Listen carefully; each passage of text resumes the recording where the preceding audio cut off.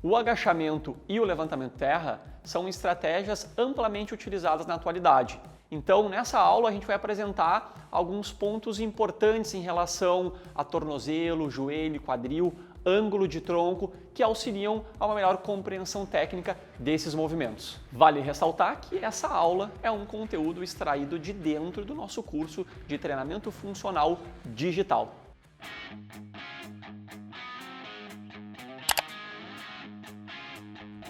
Galera, o que eu queria trazer para vocês agora, antes da gente iniciar a apresentação das progressões relacionadas ao dominante de quadril bilateral, são alguns pontos que eu falei brevemente lá no hip hinge bilateral, relacionados às características biomecânicas do padrão de dominante de quadril, e aqui a gente vai comparar também para vocês visualizarem ao dominante de joelho.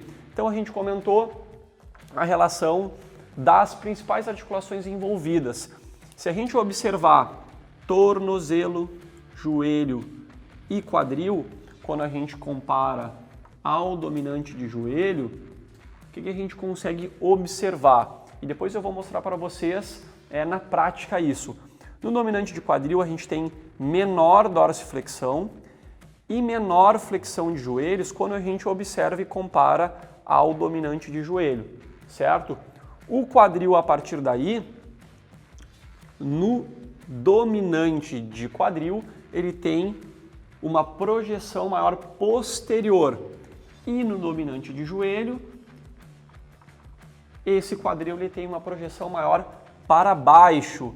A partir dessa relação das articulações de tornozelo, joelho e quadril, a gente tem o quê? A gente tem a relação tronco e tíbia, que é interessante de ser observada. No dominante de quadril, a gente tem tronco e tíbia, que a gente poderia dizer aí numa característica mais perpendicular de tronco e tíbia. E aqui, tronco e tíbia, apesar que nesse desenho ele está com um tronco bem vertical, mas a gente tem outra característica de tronco e tíbia, e muitas vezes a gente tem uma característica de tronco e tíbia paralela. Isso é só uma forma de ilustrar as principais diferenças em relação às angulações das articulações, ok, pessoal? A partir daí, outra observação que a gente pode fazer é em relação às questões de torque e alavanca. Digamos que o nosso bonequinho aqui, a nossa imagem, está segurando uma barra nas mãos, fazendo um levantamento terra, que é o exercício que ilustra o dominante de quadril bilateral.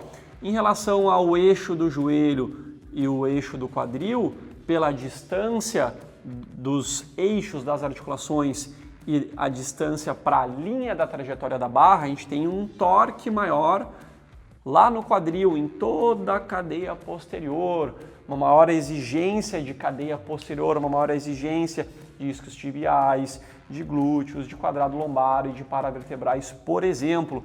Já aqui, se o nosso bonequinho tivesse com uma barra nas costas, por exemplo, ou uma barra frontal, a gente teria um maior torque no joelho, porque a distância da linha da trajetória da barra está maior para o joelho e menor para o quadril, uma ênfase maior em cadeia anterior. Ou seja, pessoal, as características das angulações das articulações e também a característica de torque e alavanca torna o dominante de quadril um padrão e exercícios com uma ênfase maior em cadeia posterior, e o dominante de joelho, exercícios em um padrão com uma característica maior em ênfase de cadeia anterior, certo? A partir daí, o que a gente pode estar observando? A gente pode estar fazendo algumas relações, galera, com aplicabilidade prática no dia a dia da academia. Dois exemplos que normalmente são bem clássicos. A gente, por exemplo, recebe um aluno que quando a gente faz a avaliação de movimento dele, lá o free pass, a gente observa que esse aluno tem pouca mobilidade de tornozelo, ou seja, a limitação de dorsiflexão dele é bem grande, a gente poderia assim dizer. Esse aluno que tem limitação de dorsiflexão, talvez para ele, num primeiro momento, no treino de força, seja mais interessante ele começar pelos dominantes de quadril. E o dominante de joelho, ele vai ser um exercício, um movimento que vai ficar lá para o aquecimento, esse estímulo, para ele melhorar essa condição articular. de forma integrada ou de forma isolada, usando exercícios específicos para a mobilidade de tornozelo. Outro exemplo bem prático do dia a dia da academia. O aluno chega para treinar e me refere que está com desconforto no joelho, por alguma razão. Talvez esse aluno, naquele dia, precise enfatizar o dominante de quadril e não o dominante de joelho. Por quê? Porque tem menor flexão de joelhos e menor dorsiflexão.